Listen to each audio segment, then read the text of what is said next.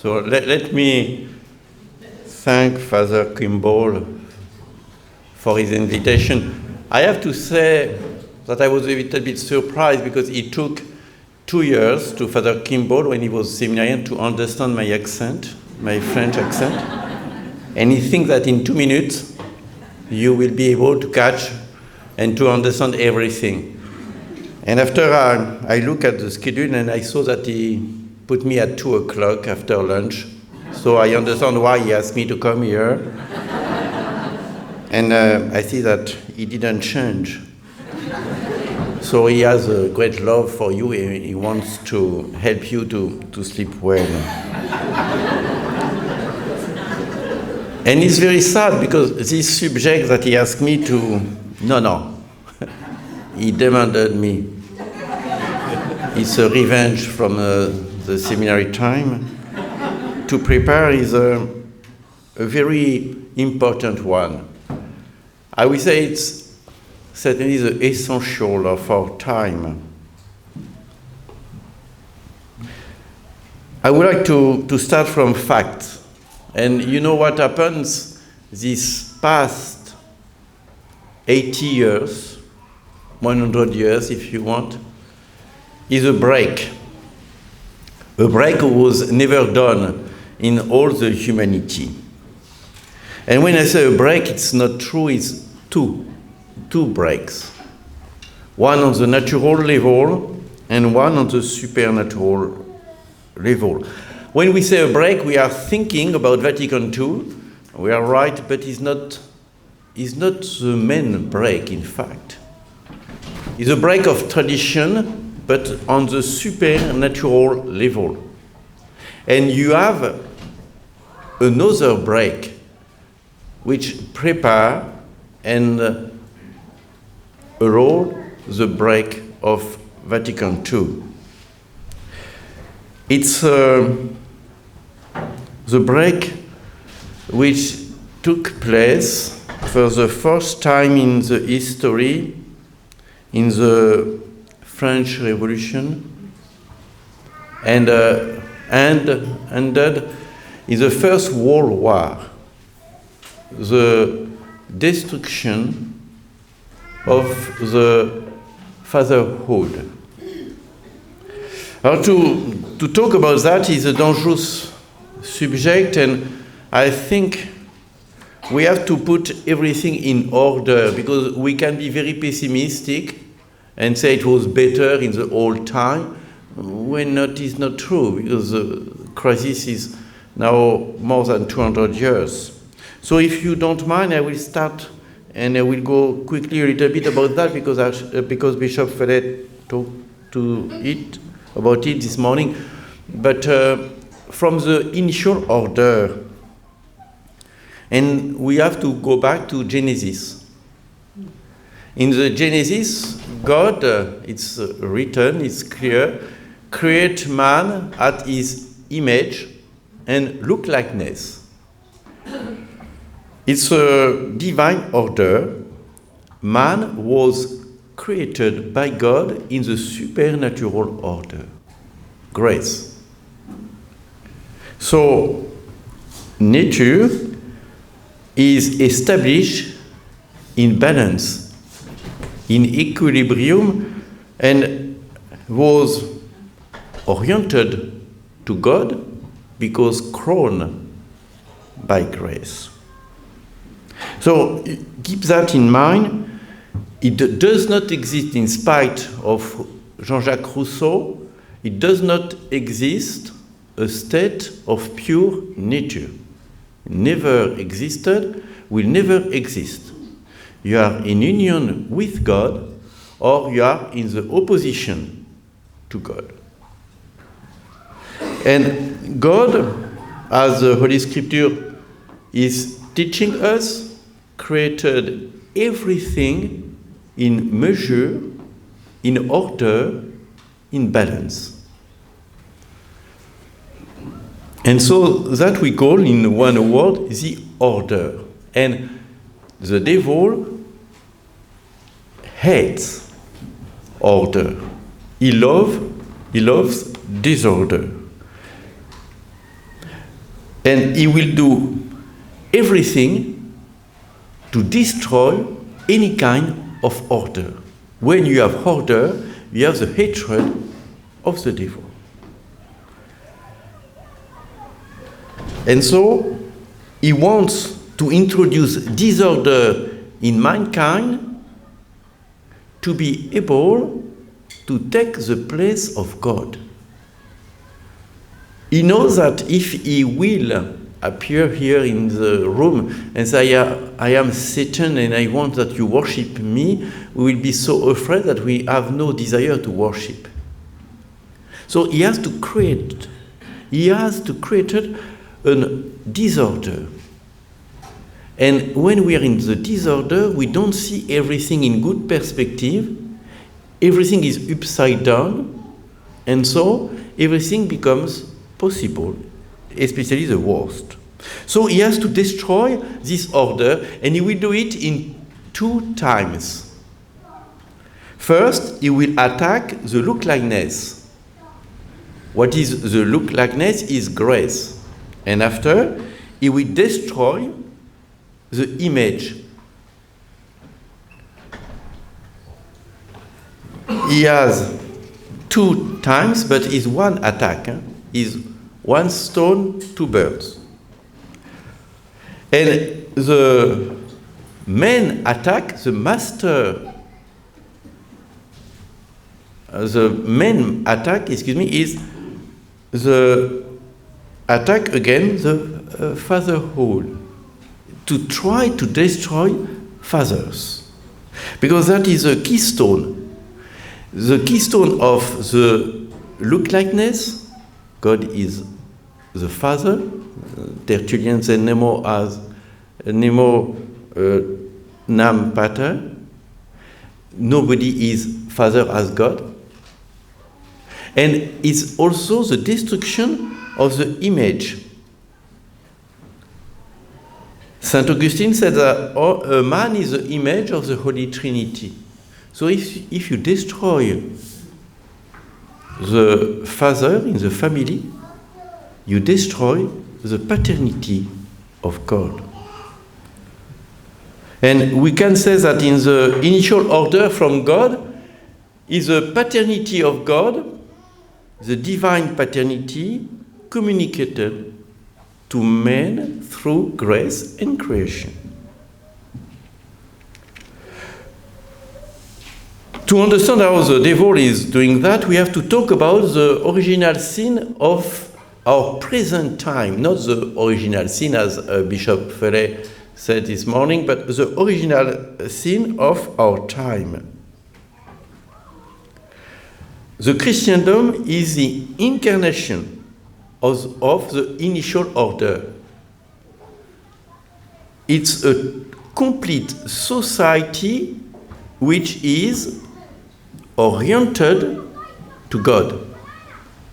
You will hear Father Abbe telling you that it's important to put back the church in the middle of the village.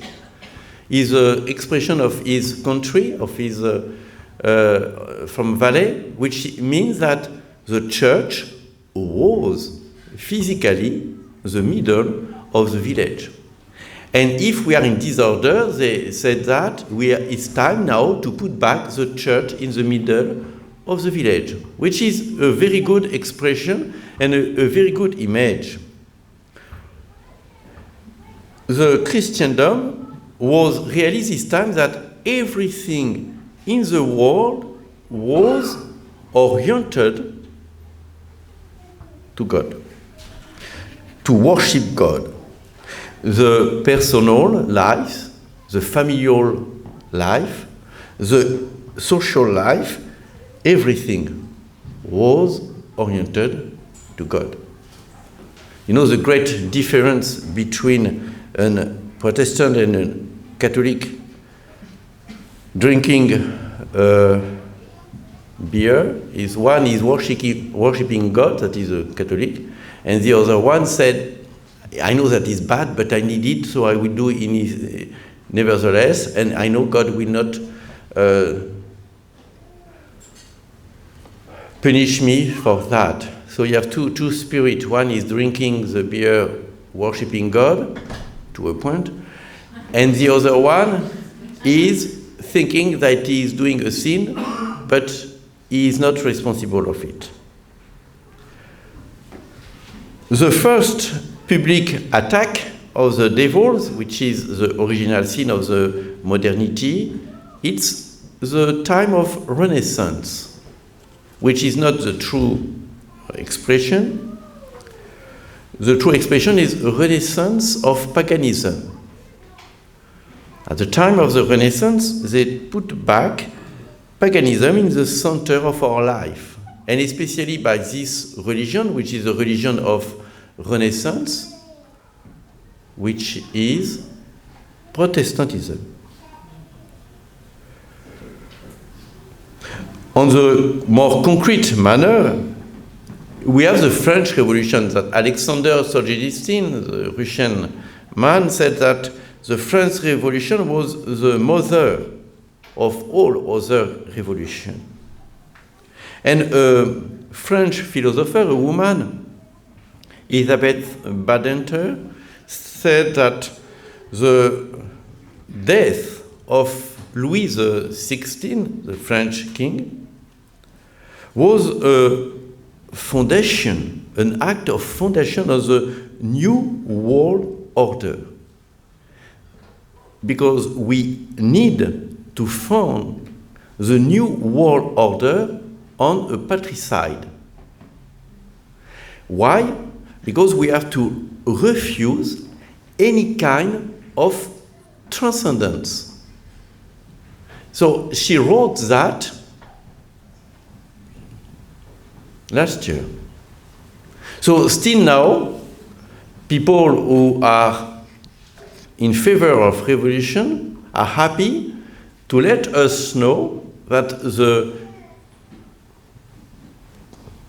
death of Louis XVI was a necessity to establish the new order, because we have to destroy any kind of fatherhood. And a French novelist, Honoré de Balzac, said that at the time of the French Revolution, at the day of the death of Louis XVI, every dad in all the families were killed. And that is normal, because the throne is on the stone on which the altar is built. The altar, the religion, rests on the throne. So the devil knows that he has to take away the throne, then the altar will disappear after. If you want, it will be very simple. If someone is taking your chair out, you will fall. It's obvious. You rest on your chair, and some of you are resting very well. I want to congratulate them. But if you are taking away the chair, obviously, the one who is right now asleep will fall. So please do that with your neighbor. Thank you. And on the closer to us is not the French Revolution, is of course May 68 in Europe and Woodstock in US. We will come back on that. But it's important to understand this work of Satan. You have to destroy the throne, to destroy the altar. You have to destroy the politic, the Catholic politic, to destroy religion. Because the supernatural reality rests on natural realities. The incarnation of the supernatural realities are on the natural realities. The supernatural does not exist by itself. It's not a word, it's an adjective. So the supernatural realities rest on nature. And nature must be crowned by the supernatural realities to keep its balance. It's a mutual relation. So the original sin of the modern time is to refuse to recognize the divine paternity, as an origin of all authority. The natural authority rests on God. And the authority is a sacred reality because its roots are in God. Now, the authority comes from the popular will. It's the fruit of the social contract, the child of Rousseau, the right of man and so forth and so on. You know all that. Father Kimball will not kill me tonight, so I can dare to say that if you open the American Constitution, the first very words are we, the people. The authority is coming from us. And I can tell you that it's not an American problem, it's a modern problem. The authority comes from us and not from God, not from the paternity of God, but from the popular will. And you have here this temptation that we know well since the Garden of Eden, Satan talking to Adam and Eve, if you eat, you will be as God. You will have the authority to decide what is good, what is bad. You see, exactly the same problem. You will have the authority. You will decide. So, what are the concrete actions of the revolution to understand well? As Bishop Follet told us this morning, the letter of Lucy, you have this advertisement from Lucy of Fatima that the last fight from the devil against God will be about the family. So, to understand this fight, we have to describe quickly, don't be worried, what is the order in the family.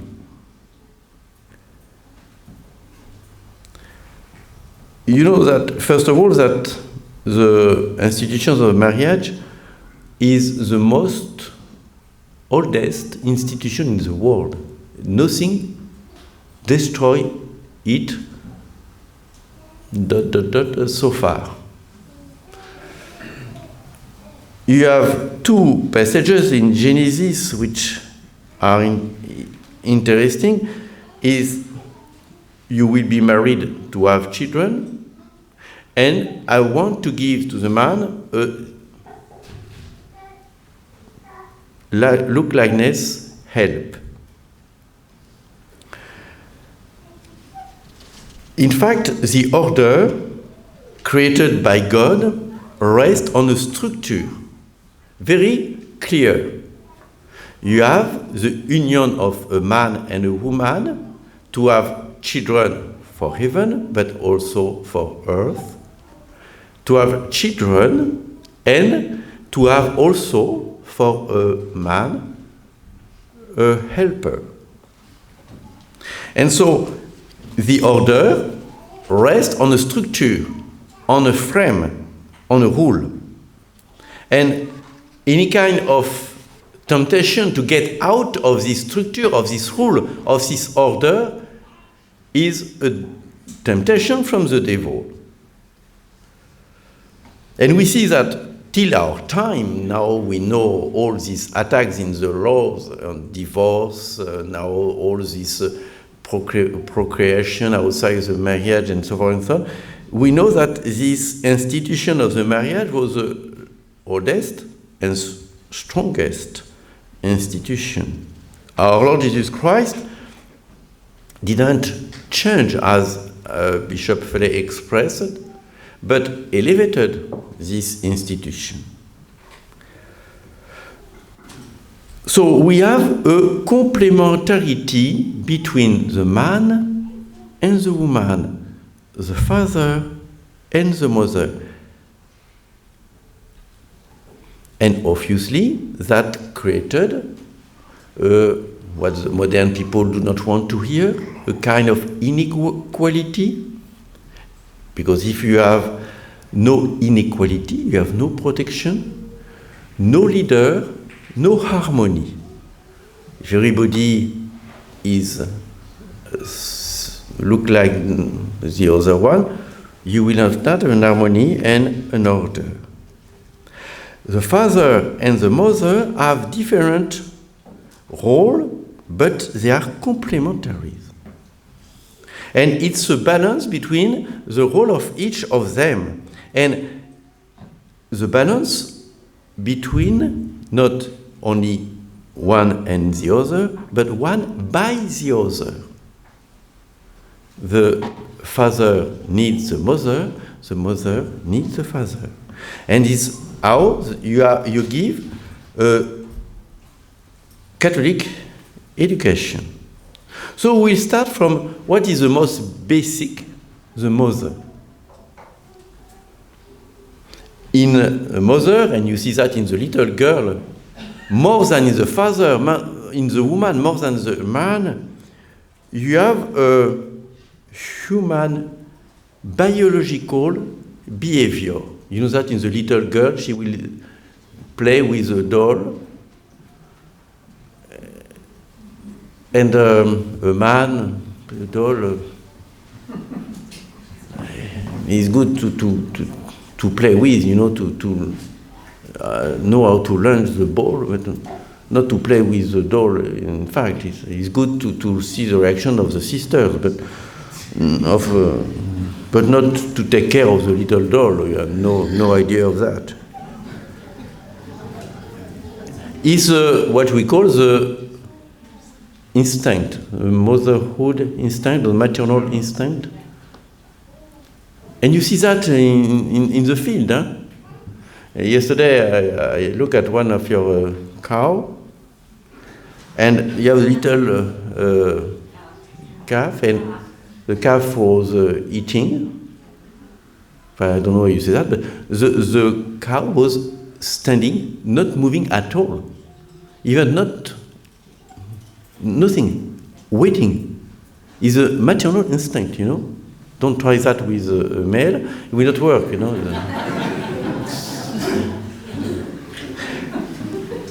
But this maternal instinct is a danger. It's very good for an animal, it's not enough for a woman. Because if you stay at the level of the instinct, you have a spontaneous satisfaction. But the human maternal love is more than the maternal instinct. It's more noble and higher. If not, you have an exclusive attachment which is a danger. And it will ruin any kind of true motherhood. The true motherhood is an affective maternity. It's not an instinct. It's not enough. That is something, but it's not enough. And if we stay at the level of the instinct, a little child cannot open, cannot develop, cannot understand the world. On the contrary, the little child is putting in a cage.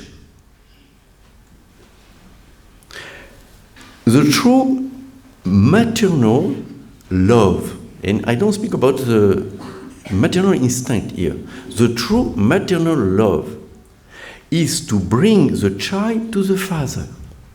And you know that well, you are mother here, when you had a little child, the first words that you want to teach to your children will be, after Jesus, Mary, which we can talk about that, but on the natural level, is dad. And you know the smile of your husband when he came back from work and he hears a little child say, Dad. Unfortunately, now we have all that on the Facebook and so forth and so on. When it's sacred, you know, it's a special moment. It's something for the family that. But it's true, the mother wants to bring the child to the father, that the father will help the little child to discover the world. That is good. You know, you can hear twice since, thanks to Charles, you can hear twice the French accent. You can say whatever, but Charles is a musician, he's an artist, and he has a delicacy. You know, he knows that the French accent is so beautiful when you speak English that he wants you hear that twice. Charles, thank you from the bottom of my heart.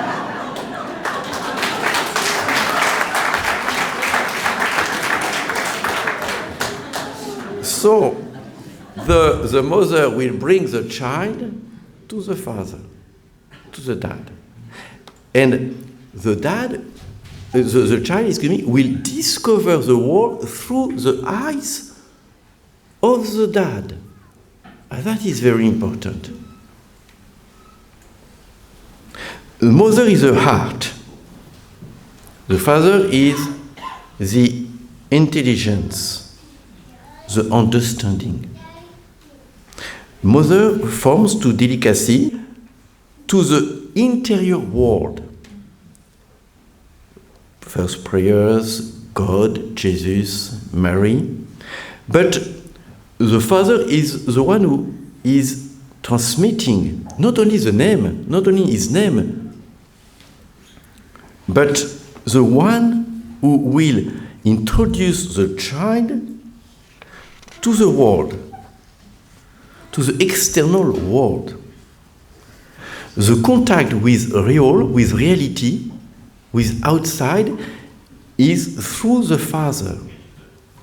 It's the role of the father to teach that outside the world, outside home, is a world with concrete realities, which are hard, which are with a lot of constraint, necessary rules that we have no power on.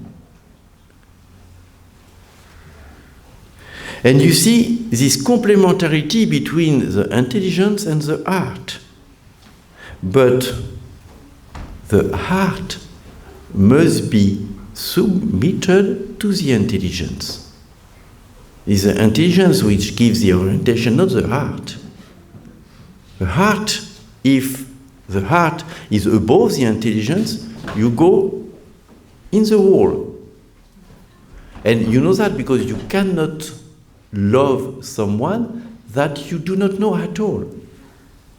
You must know first before to answer about, do you love this one? So, mother instills into a child the limits of the authority from the father. And it's normal. How many times the mom will say, okay, you don't want to obey, it's fine. I will not lose my temper. I will talk with Dad, and you will talk with him tonight. And you see the result. It's a, okay. Because the authority is there. She referred to the father not as a tyrant, but as the authority. And the simple reference to the authority put back the child in order. Because it's the father which gives to the child his structures, by transmitting to him the necessary keys to understand the world and understand the rules of the world. And so the child needs the maternal affection and the paternal, that is difficult for me, thoughtfulness. The thoughtfulness is not from the mother. What is the affection? The affection is a love of benevolence. The thoughtfulness is a love of prevenance. And the father will help the little child by letting him know that outside it's a world with its rules, and we have to be prepared to enter into this world. And it's a paternal thoughtfulness which make a child an adult. If you do not have that, you will have a very old teenager, or if you prefer, a teenager forever. So the father, the dad, is the first symbol of authority, symbol of a sacred reality.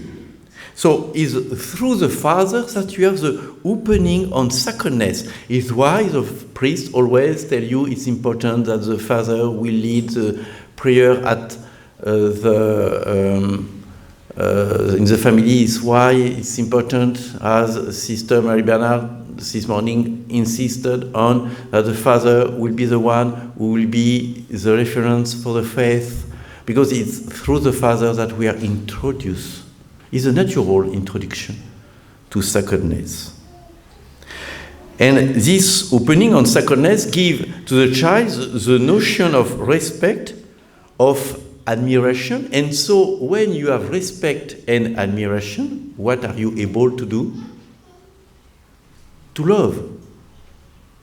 If you do not have respect, if you do not have admiration, you do not love. You take advantage, but it's not to love. To love, you must have respect and admiration. So the father in the normal world is the reference and is one who is giving the orientation. That is order willing by God. Now we'll speak about the disorder. And first, it's the Renaissance. With this paganism putting back, man is a center from Renaissance. The right of man is a break of order, a new perspective.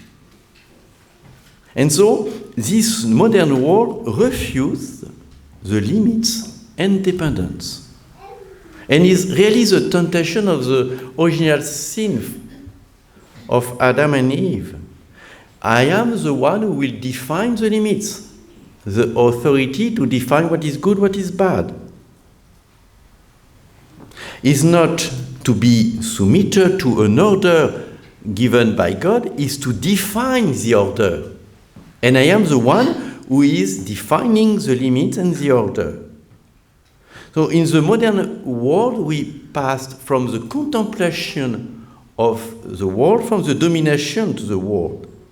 And the technology of today does not help us as for sure. So the first step was Protestantism.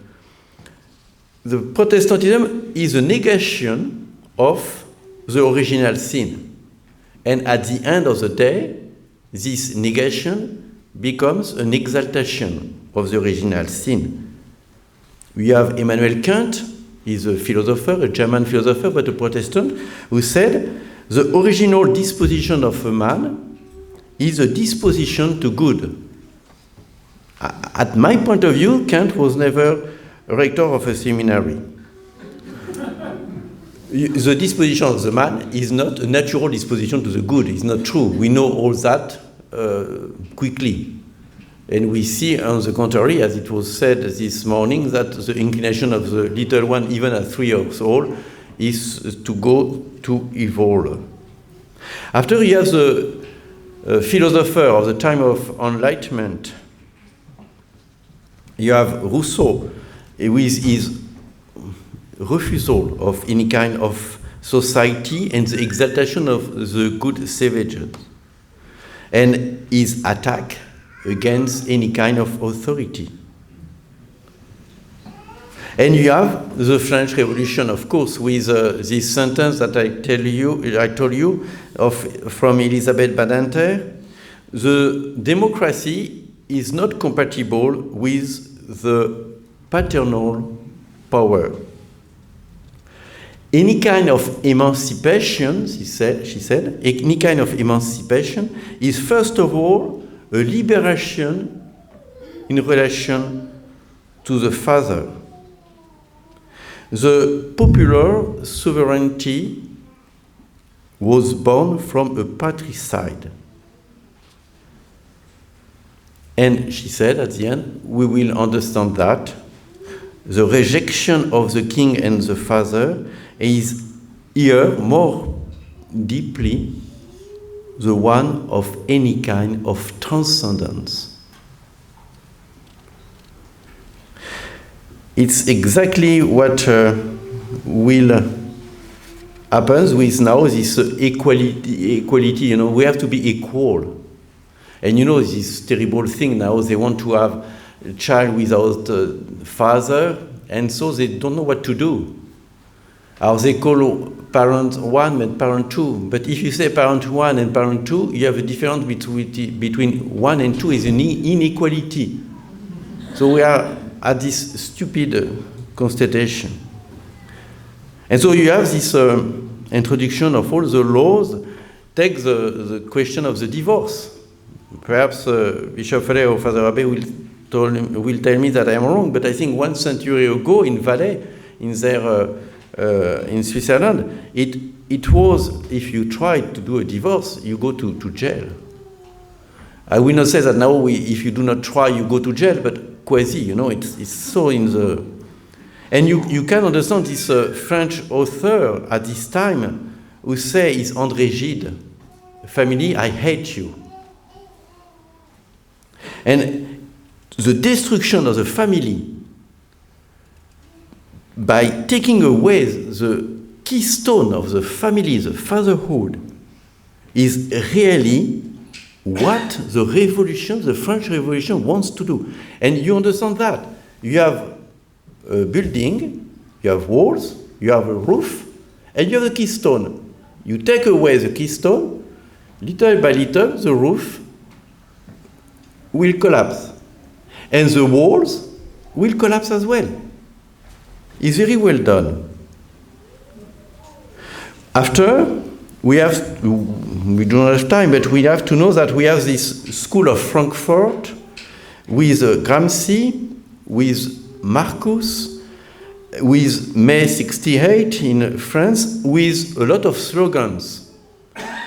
And that is proof that you not have a father when you have slogans. People are thinking, they are repeating something, or it's forbidden to forbid, or any kind of authority is a crime, or dad smell very bad.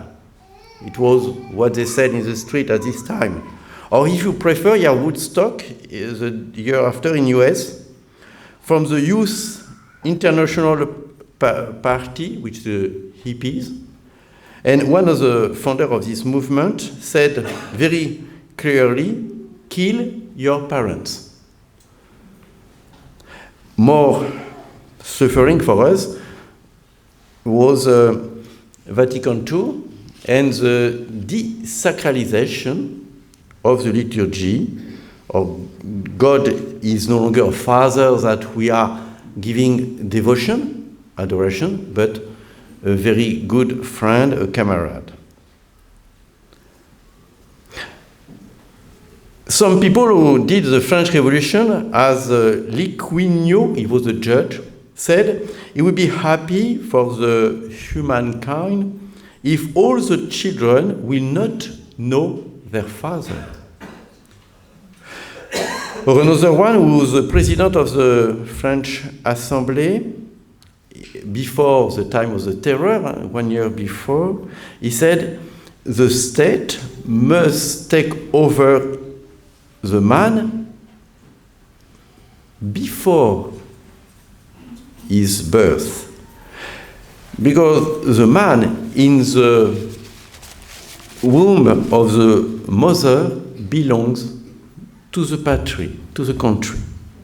And you have the utopia of Plato here. We said the children are less to the parents than to the city. And you have a French author, a modern one.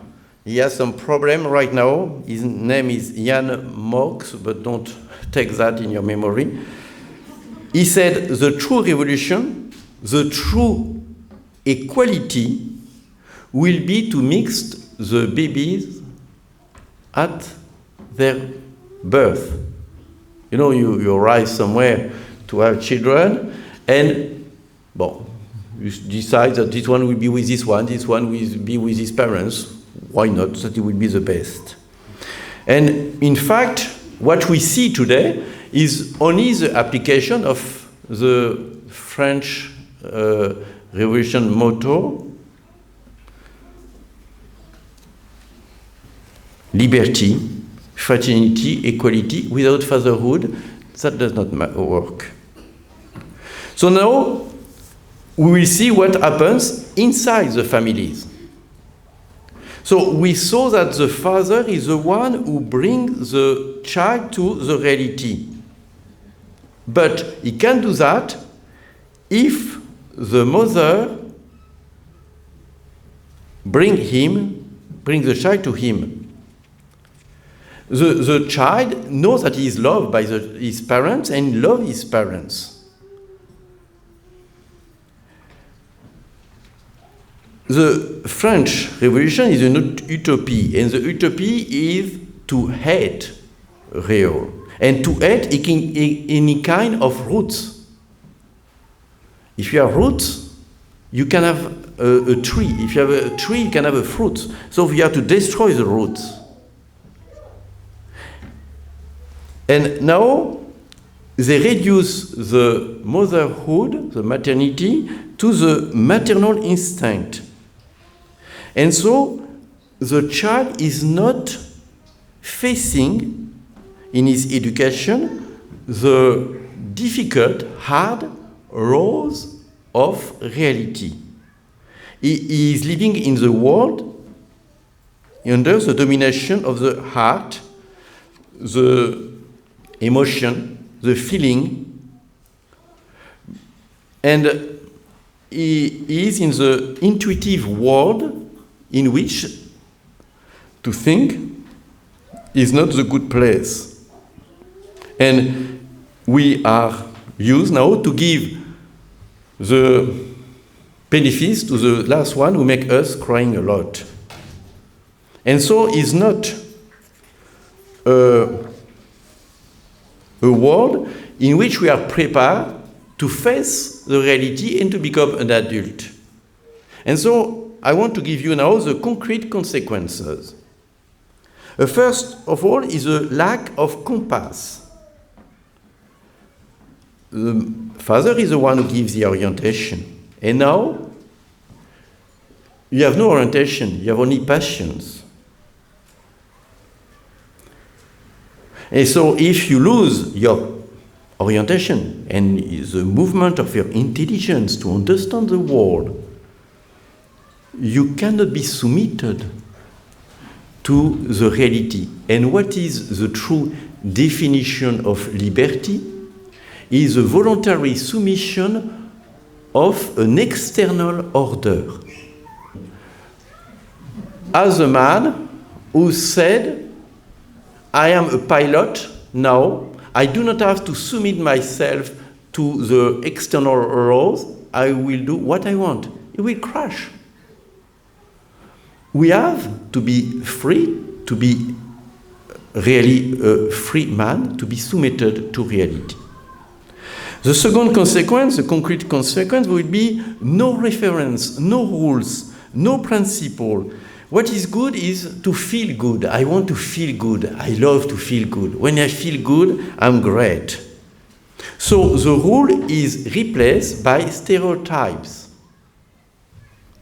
And we are in the world of people who are very conformist. We have to conform to the world around us.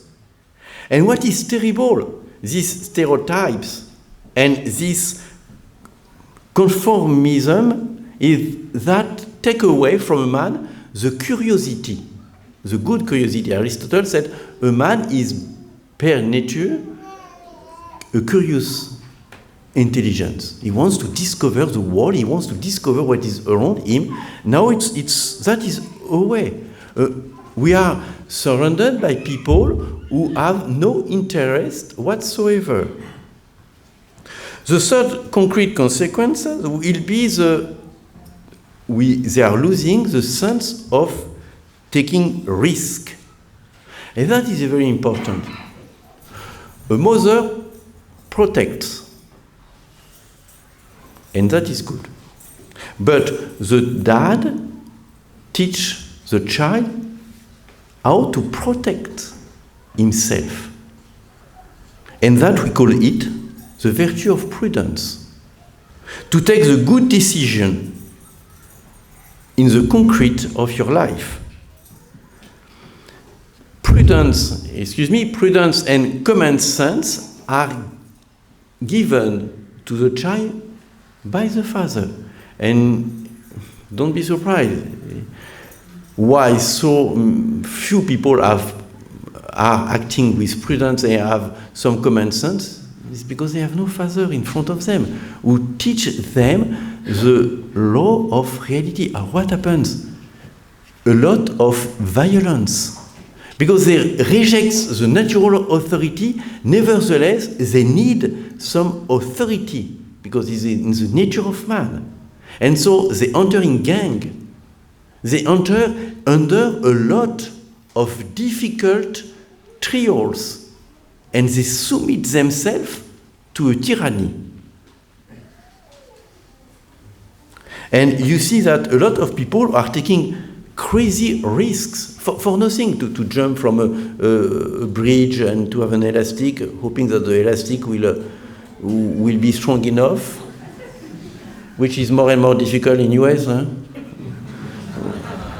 But it's something which is stupid, you know. They don't take the risk of day to day, but they love to have a risk. They put in danger their life for nothing. Also, this refusal to take risk introduces us in the world with zero risk, no risk at all, a comfort. But in this world, violence is replacing interdicts. Before we have rules, we know that is forbidden to do that and that and that. And if we do it, we are taking a risk. Now it's over. And we replace this world by pleasure, drug, because we need some stimuli to keep us going on. In fact, this generation is looking for limits because nobody gives limits to them. It's over.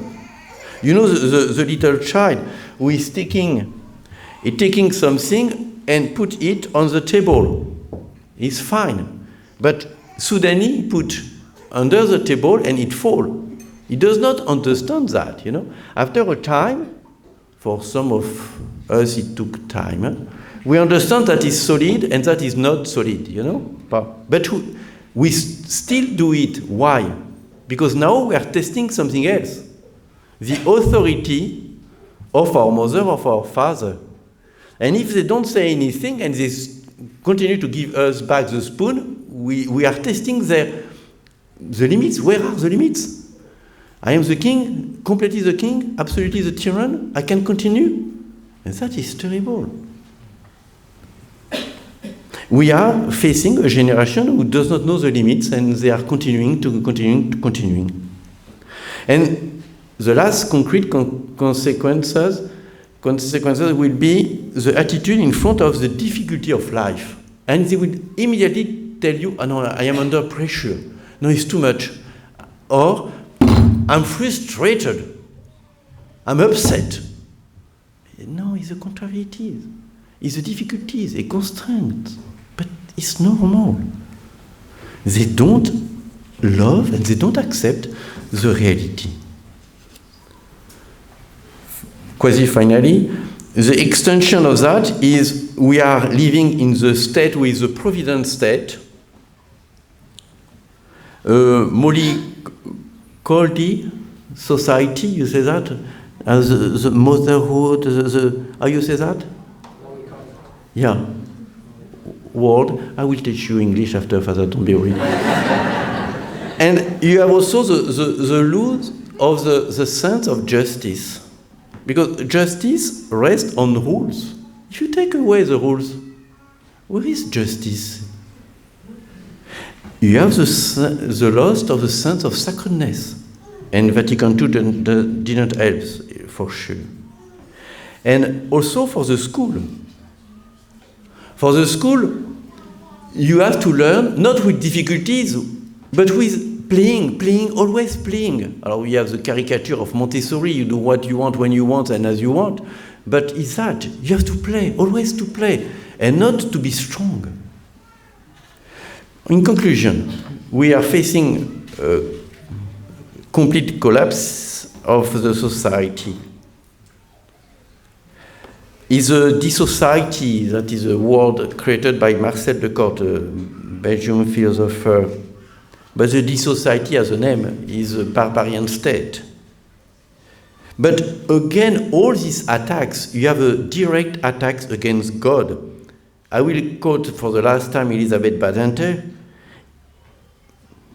Even if God was love, she said, even if God was love, the modern man will refuse him. Why? Because it seems that God can love only as a father. And so the modern man cannot bear this idea. So, do we have to fall in despair completely? No. We have the key. We have the hope. And we have to come back to our founder, Archbishop Lefebvre, in this jubilee in Paris. He said that we have to launch a crusade of the fathers of the families. And that is very true. To come back and to give to our society the sense of authority, the sense of sacrifice, the sense of the rules, the sense of climbing the mountain of reality, the sense of joy. The sense of the reconquest is why you are here. Thank you very much.